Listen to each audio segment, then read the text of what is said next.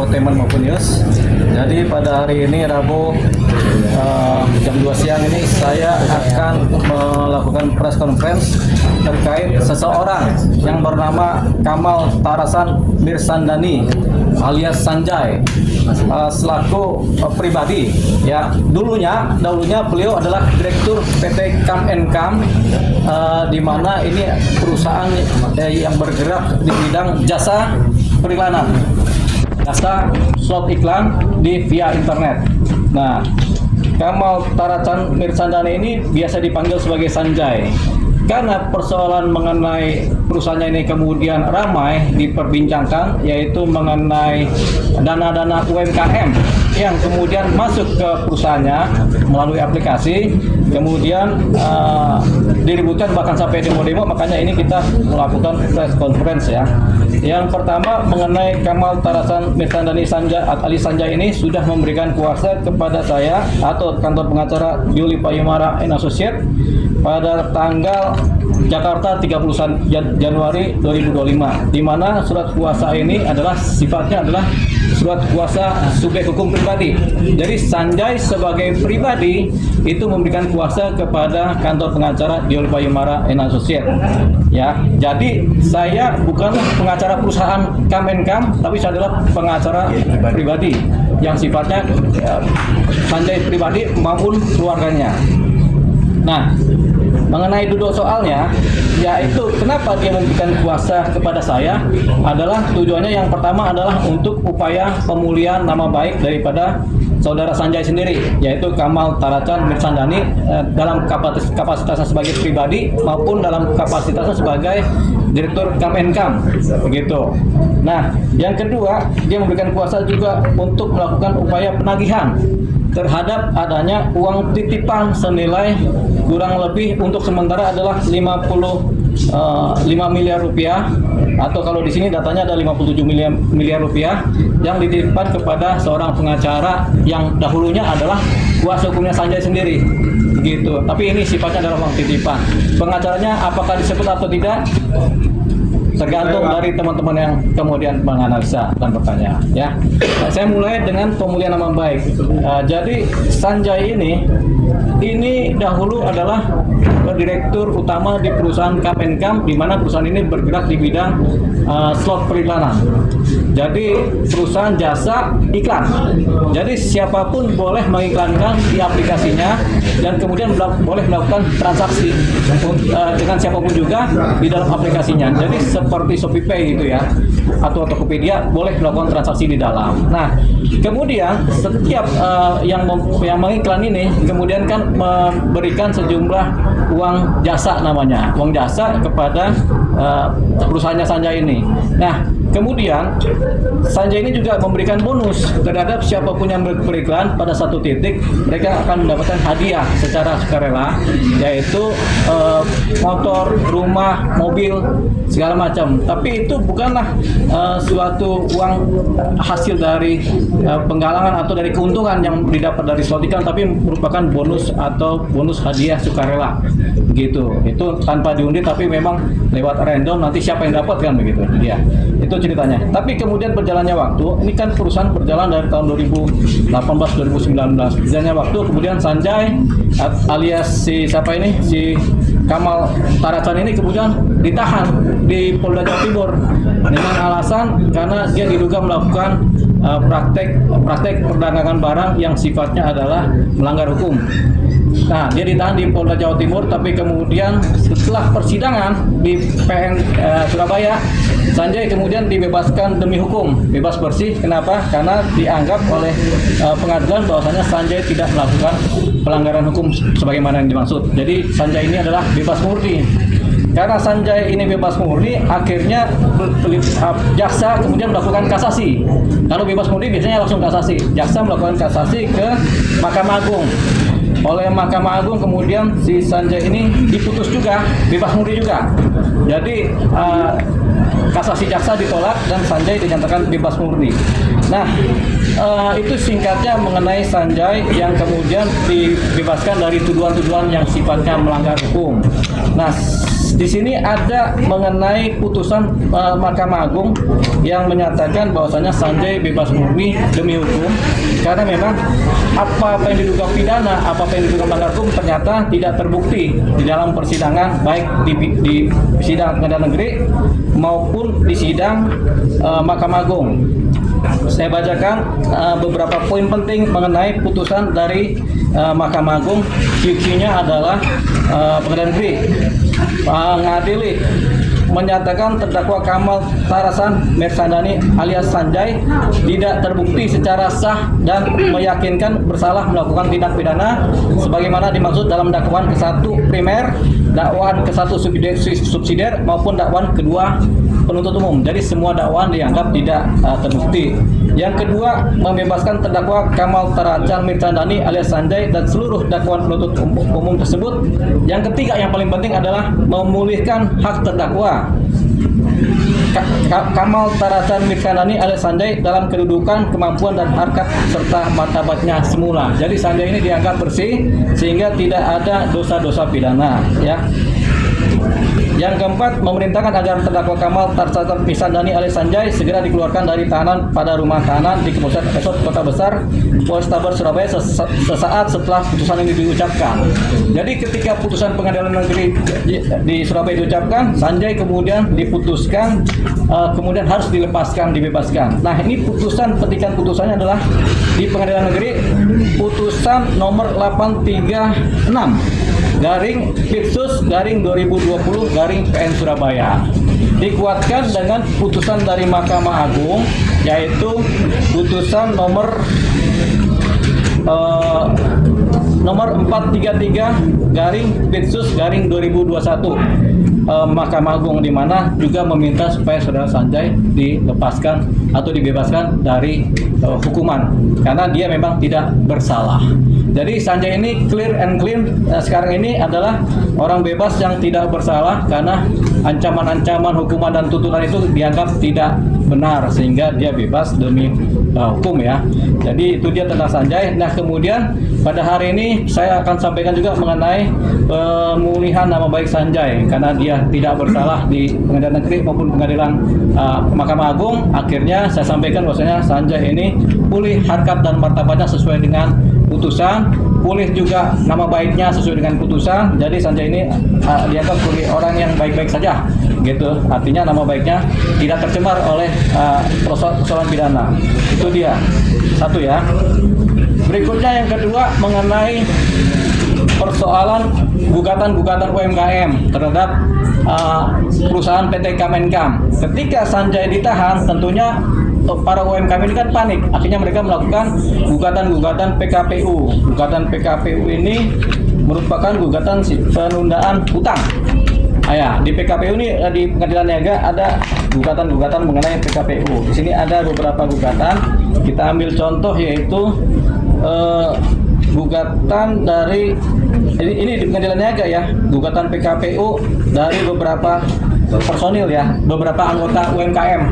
Ada sekitar 10 gugatan dari beberapa anggota UMKM yang menyatakan bahwasanya adanya PKPU terhadap perusahaan Kemenkam. Bahwasanya ternyata semua hakim yang memutuskan perkara PKPU ini, ada 10 gugatan ini, menyatakan bahwasanya ini bukan PKPU karena Sanjay atau PT Kemenkam ini tidak berhutang kepada siapapun juga atau kepada pihak mereka, karena Sanjay ini sebenarnya yang didagangkan adalah jasa. Jadi tidak ada hutang yang diterima oleh si PT Kam dari mereka, sehingga ketika mereka gugat yang berupa PKPU, akhirnya gugatan mereka keseluruhannya ditolak, ya. Jadi gugatan PKPU ini ditolak, ya. Nah, jadi ada 10 gugatan, di sini ada beberapa jenis gugatan PKPU semuanya ditolak, sehingga PT Kam sekali lagi tidak terjerat masalah penundaan hutang, ya, masalah peradilan niaga mengenai hutang, ya, gitu, karena bukan persoalan hutang di sini, jadi nggak ada hutang. Jadi di sini clear lagi, makanya kemudian yang namanya UMKM ini Sanjay dan perusahaannya tidak berhutang kepada mereka. gitu. Jadi ini kan yang heboh kemarin tuh kan, UMKM ini kan mengejar adanya uang-uang yang katanya di perusahaan kan, gitu kan. Nah itu jawaban dari hakim-hakim niaga dan pengadilan negara menyatakan tidak ada seperti itu, sehingga lepaslah PT Kemenkam dari posisi PKPU. PKPU sendiri kepanjangan apa? Saya juga lupa nama kepanjangan, Bos. Nah, proses penundaan kewajiban pembayaran utang, PKPU. Penundaan kewajiban pembayaran utang, PKPU ya. Jadi lepas dari atau tidak ada hutang sama sekali. Nah, itu yang kedua. Yang ketiga adalah mengenai uang sekitar 57 miliar sebenarnya di sini di data ini 57 miliar, di mana ketika Sanjay kemudian ditangkap di Polda Jawa Timur karena ketakutan keluarganya dan Sanjay juga ketakutan, akhirnya uang pribadi keluarga dititipkan kepada seorang pengacara yang adalah ex kuasa hukum daripada Sanjay sendiri, mantan kuasa hukum yang belum sempat bersidang ya, karena memproses, yaitu kepada saudara S ya, pengacara S. Nah ini sudah beberapa kali secara lisan ya dimintakan mengenai uang ini untuk dikembalikan, tapi sampai sekarang belum dikembalikan. Jadi uang ini adalah uang titipan, dibuktikan dengan bukti-bukti setoran dan kemudian dokumen-dokumen pernyataan-pernyataan sebagai uang titipan. Nah tapi tetap nanti kita akan verifikasi sejauh mana uang titipan ini, kan uang titipan sebesar 57 miliar. Sementara jasa pengacaranya berapa? Ternyata ada di sini data juga jasa pengacara sekitar 13 sampai 16 miliar jasa pengacara. Jadi kalau diambil selisihnya antara uang titipan sama jasa pengacara masih ada selisih sekitar kira-kira 42 miliar. Nah itu yang kemudian dimintakan untuk ditagih. Tapi ini belum kita verifikasi dan belum kita minta tagihkan. Jadi dalam waktu dekat berdasarkan kuasa hukum yang ada pada kami akan melakukan penagihan atau permintaan supaya uang titipan tersebut senilai yang saya sebutkan tadi atau paling tidak serendah-rendah sebesar 42 miliar itu dikembalikan kepada keluarga Sanjay. Jadi saya akan melakukan permintaan pengembalian uang kepada pengacara tersebut. Nah harapannya dengan itikat baik, sama-sama itikat baik, kemudian ini bisa terlaksana dengan baik. Jadi kita menunggu hasil dari pekerjaan yang sifatnya pekerjaan pengacara begitu dari kami untuk melakukan penagihan. Harapannya asal kita tagih uang dikembalikan, selesai persoalan. Tapi kalau kemudian kita sudah tagih secara baik-baik tidak selesai, tentu kita lanjutkan dengan somasi 1, somasi 2. Kalau nggak selesai juga baru kita lanjutkan dengan proses hukum, yaitu dugaan adanya tindak pidana penggelapan. Gitu. Jadi itu yang kita sampaikan. Dari Pak Andi, kenapa ada di sini? Karena beliau sebenarnya tadinya diberikan kuasa untuk menagih. Beliau sudah menagih dengan surat tagihan, tapi tidak digubris oleh yang bersangkutan ya. Yang mungkin harus kita yang menagih supaya digubris. Gitu. Itu tadi yang disampaikan oleh kami kuasa hukum beserta Pak Andi ini yang adalah kuasa juga untuk menagih tadinya. Tapi sekarang sudah dialihkan semuanya kepada kami pengacara. Gitu. Ya.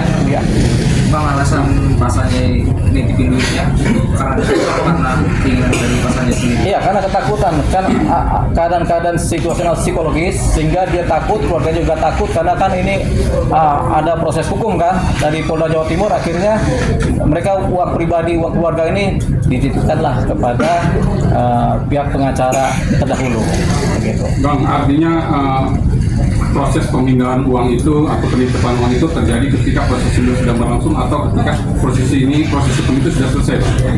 Pemindahan uang itu terjadi pada saat proses hukum sedang berlangsung. Pada saat dia ditahan di Polda Jawa Timur, terjadilah karena ketakutan. Kita nggak tahu siapa yang memulai menakuti, apakah kepolisian Jawa Timur, apakah ketakutan pribadi dari Sanjay, apakah pengacaranya nakutin, sehingga akhirnya uangnya dititipkan kepada pengacara. Pengakuan klien langsung sendiri?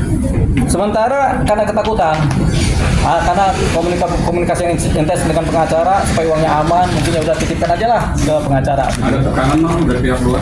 Nanti kita buktikan ketika saya mendalami materi ini dengan si klien kami ini. Bang, ini kan menyeret nama Farhad Abbas juga kan, maksudnya gimana?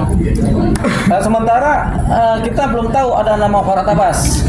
Walaupun banyak orang sudah tahu, saya sendiri belum tahu gitu. Jadi yang saya tahu masih dititipkan secara dokumen legalnya kepada uangnya kepada pengacara ES. Bang, katanya upaya bujuk rayu dari ES. Tapi kemungkinan itu ada, makanya ada 3 kemungkinan. Kemungkinan pertama karena ditakut-takutin, karena ketakutan dan kemudian karena takutin juga. Jadi karena situasional ya, ketakutan sama penahanan, ditakut-takutin kemungkinan sama pengacara, kemudian ditakut-takutin sama mungkin penegak hukum lain, sehingga kemudian akhirnya beralih uang itu. Mas Sanjay pas minta uangnya pihak Z seperti apa Bang?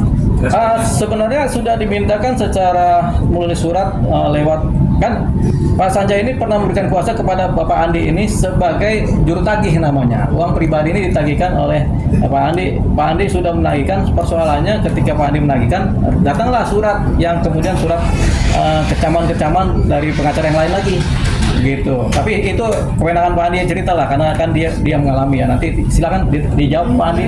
Kalau mau bicara jujur silakan aja, nggak apa-apa. Iya.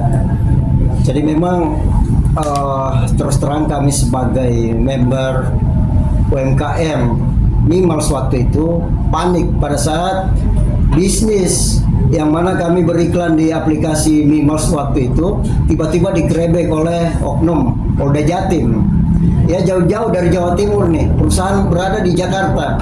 Nah, berjalannya waktu tentu kami memperhitungkan nilai-nilai top up ya yang sudah terlanjur masuk ke dalam perusahaan. Namun kemudian di aplikasi nggak ada lagi iklan yang kami beli tadi, slot iklan ya, sebagaimana jual beli slot iklan. Iklan kami nggak tayang lagi, iklan para teman-teman UMKM. Dan saya terus terang waktu itu selaku ketua daripada organisasi yang kita bentuk di UMKM ini. Makanya dalam hal ini saya punya tanggung jawab moral, dan pada akhirnya setelah perusahaan menang, saya memimpin teman-teman yang aksi. Kalau teman-teman yang PKPU itu saya nggak sejauh itu, karena saya melihat bahwa ini ada yang tersolimi nih, ada yang nggak beres ini, yang tiba-tiba perusahaan digerebek dadakan gitu. Nggak ada member yang keberatan, nggak ada member yang laporan, dan terbukti bebas. Ya, ada apa gitu ya? Artinya kami meminta kebijakan dari perusahaan dalam hal ini Pak Sanjay selaku owner. Itulah bentuknya kami diskusi secara baik-baik, lalu kemudian terjadilah demo berulang kali, dan ada beberapa kelompok saya bawa langsung, saya pimpin langsung untuk demo ke perusahaan kantor, kemudian kantornya tutup, yang lain sudah dibayar kelompok tersebut, kemudian kelompok berikutnya kita cari lagi alamat rumahnya, dan akhirnya kami demo lagi di rumahnya, dan kemudian Pak Sanjay dan istrinya di sini menyatakan bahwa untuk kali ini kami sudah nggak bisa membayarkan ya kelompok yang dibawa Pak Andi lagi. Karena kenapa? Dana yang kami tunggu sebagai dana yang kami titipkan kepada yang bersangkutan lawyernya pada di awal, ya. Lalu kemudian dana titipan tersebut belum dibalikin. Waktu itu saya dan teman-teman merasa nggak percaya gitu kan. Akhirnya beliau menunjukkan beberapa bukti, dan pada akhirnya karena tetap kami tagih ke mereka, ke Pak Sanjay dan keluarganya, akhirnya dia memberikan bahwa kalau mau konfirmasi aja ke Bu Elsa. Ya, awalnya itu kami dikasih surat kuasa berdasarkan member Mimals, bukan berdasarkan pribadi. Jadi waktu itu kami bersama KBMI, Keluarga Besar Mimals Indonesia yang terdaftar ini organisasi kami ya, itu ke kantor Ibu Elsa Sharif. Secara resmi kami menyurat juga, lalu kemudian dikatakan ini Mimals, sehingga ini adalah dana Mimals nggak ada kaitannya dengan Anda, kalian member-member gitu. Akhirnya berubahlah surat itu menjadi tagihan pribadi. Ya, saya tetap selaku koordinator. Tentu teman-teman para UMKM member-member Mimals ini yang seperti yang dilihat ibu-ibu ini ya, yang sangat susah tentunya ya mencari haknya, mencari dana top up untuk dikembalikan. Akhirnya tetap ikut juga dalam hal ini, sebagaimana Pak Sanjay juga sering mengatakan bahwa itu dana kalian di sana tuh ya, dana pribadi saya tapi buat kalian untuk berbagilah ya, sebagaimana saya masih mau usaha-usaha para UMKM ini bisa berlanjut gitu. Nah akhirnya dalam hal ini saya juga sempat mensomasi, dan pada akhirnya Pak Abbas mengundang saya ya untuk mengklarifikasi. Makanya di sini kami kenapa sampai ke rumah Farhad, karena beliau adalah lawyer ya yang ditunjuk oleh Elsa Sharif. Sebagaimana kami tahu juga Farhad Abbas terlibat di awal. Padahal Farhad Abbas sama sekali nggak pernah ada penunjukan lawyer waktu itu menurut Pak Sanjay ya. Nah, kemudian berjalannya waktu, karena Farhad mengakui juga dana tersebut, bahkan member yang saya bawa waktu itu mau ditransferkan dana. Ya, waktu itu cuman ada satu kelompok yang saya bawa ke Farhad, mau ditransferkan tapi melalui rekening saya. Saya bilang, kalau mau ke rekening saya, otomatis tentu banyak member nih. Ya, saya nggak mau menjadi beban ya bagi saya nantinya. Silakan aja langsung ke rekening yang bersangkutan. Akhirnya mereka komunikasi berlanjut dan akhirnya member tersebut keluar dari grup. Sebagaimana saya katakan bahwa yang sudah cair mulai dari demo yang lalu sampai ketemu Farhad Abbas yang sudah cair harap keluar dari grup supaya saya nggak terlalu bingung ya melihat begitu banyaknya member yang berharap gitu. Memang nggak semuanya ya, nggak semua. Kalau semua kan senusantara ini ada ratusan ribu teman-teman UMKM. Tapi yang masuk di grup itu ada 2.000-an aja dan ada 6.000-an selalu saja Japrian. Satu kali Japri saya biasa 6.000 member terus terang. Jadi di dalam hal ini saya selaku koordinator punya beban moral ya. Kalau punya pribadi saya aja sendiri, Farhad memang sudah negosiasi waktu itu. Tapi saya bilang maaf, boleh saja punya saya, yang penting ketemu member yang memang betul-betul saya lihat ya dengan mata kepala sendiri, dengan via Japri WA juga begitu menderitanya mereka sampai ngirim WA ke WA saya piring makannya gitu loh ya, sampai ada biasa kangkung aja yang dia simpan di piringnya baru foto ke saya, Pak Andi sampai kapan ini kita menunggu, sementara modal kami habis ke sana. Kami berharap ada ubi juga, ada yang diusir dari rumahnya dan ada yang sakit. Jadi ini saya rasakan sekali, makanya saya bilang kalau memang saya salah, kalau menurut Farhad Abbas silakan. Mending saya kalau memang salah ya, mending saya supaya nggak terlalu berharap nih teman-teman member nih. Saya punya beban moral ke mereka karena mereka berharap ke saya gitu. Sementara punya saya sendiri saja, saya juga nggak bisa nerima karena ini bisa jadi jebakan juga bagi saya, jebakan untuk hukum maupun jebakan untuk hati nurani saya sendiri. Sebagaimana saya punya beban moral yang mendalam seperti itu. Terima kasih. Bang, ini kan Vidi Glazer juga terlibat dalam pengacara waktu itu ya. Ya. Apakah menerima dana yang simpanan di luar fee lawyer juga, Bang? Ya, diduga memang kalau menurut keterangan klien kami memang ada beberapa dana juga yang kemudian diserahkan sebagai lawyer fee ya, sebagai lawyer fee kepada mereka. Tapi itu nanti saya akan dalami dulu sejauh mana dan berapa jumlahnya sudah dibagikan. Mudah-mudahan dana yang dikirimkan baik cash maupun transfer ini ternyata bukan 57 miliar tapi lebih dari itu, sehingga bisa potong-memotongnya terjadi. Tapi memang dari dokumen ini memang yang diberikan kuasa sebagai lawyer adalah si Bu Elsa Sharif.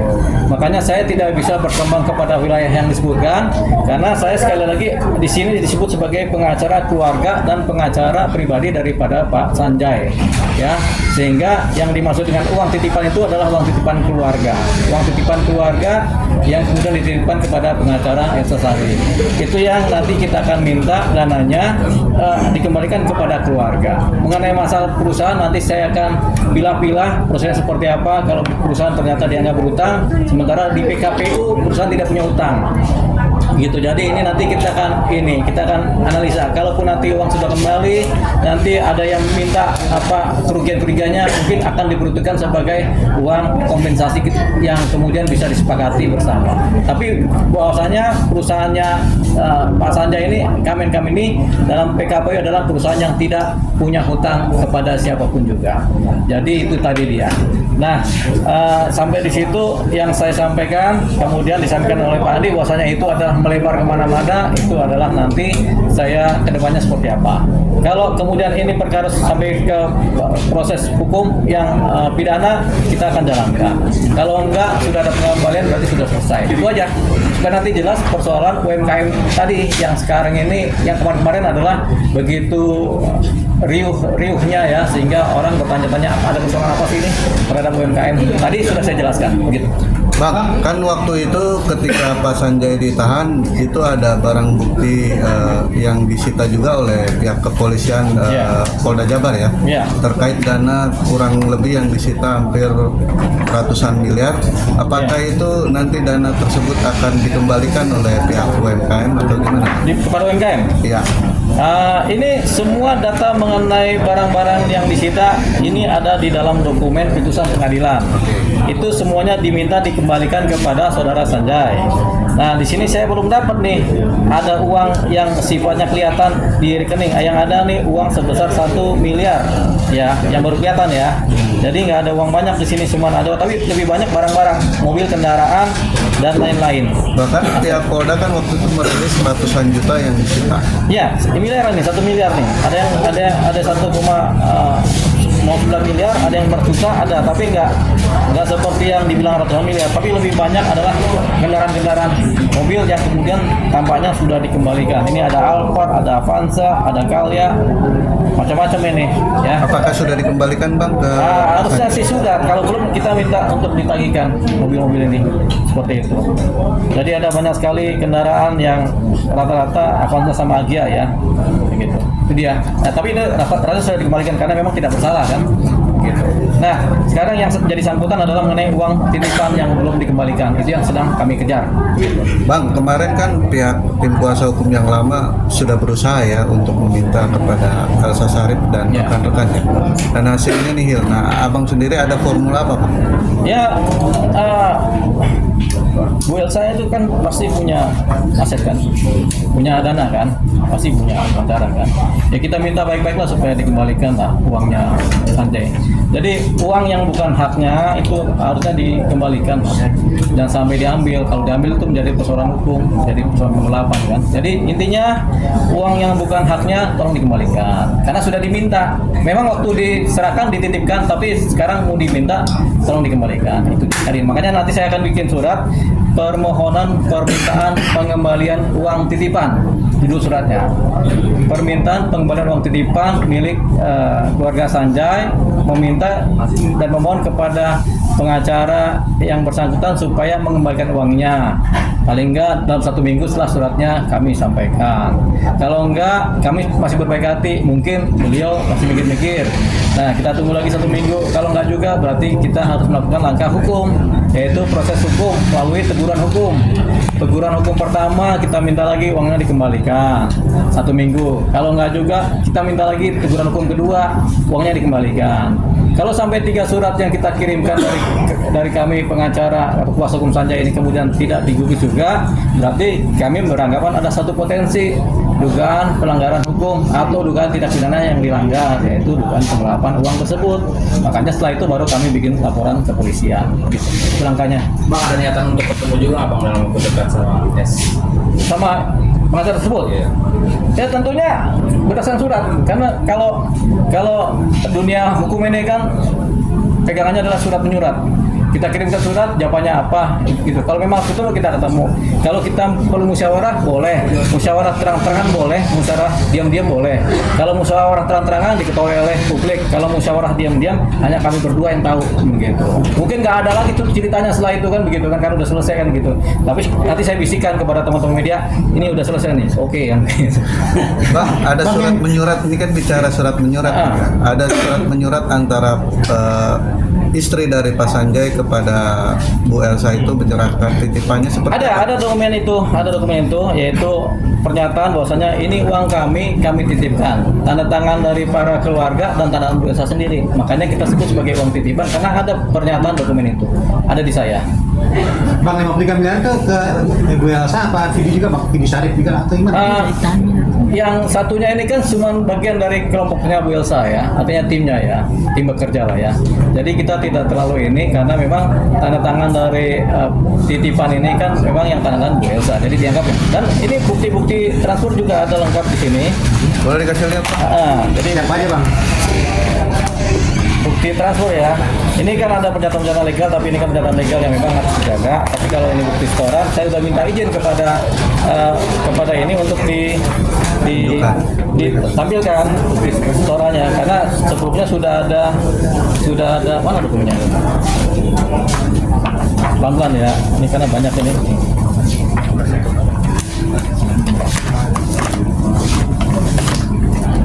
Nah, kebetulan ini ada di mobil. Tinggalan di mobil. Oh, ada ini. Ada. Nah, ini. Nah, ini bukti-bukti transfer ya. Ini transfer kepada Elsa Syarif ini. Dokumen balancingnya Elsa sama Vidi Galenso ini 15 miliar ya. Bacain dulu Bang di depan. Ya.